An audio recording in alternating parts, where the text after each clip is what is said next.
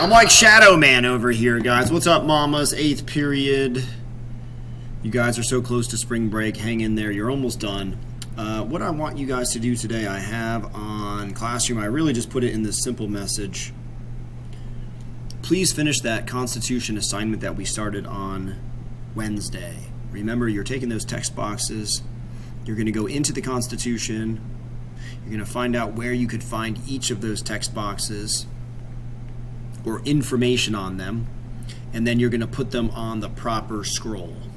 All right, and you've got 6 scrolls: Articles 1, 2, and 3, Article 5, and then the Bill of Rights and the other amendments. Do that slide. It's slide 18. If you are done early, before the end of class, check out these other things. Unit 2 test. Did you finish the test? Did you finish the writing? The Ed puzzle on Declaration of Independence, the Founding Ideas quizzes, and the Rule of Law assignment. That's all I got for you guys. Have a great spring break. I am Shadow Man here. Bye, guys.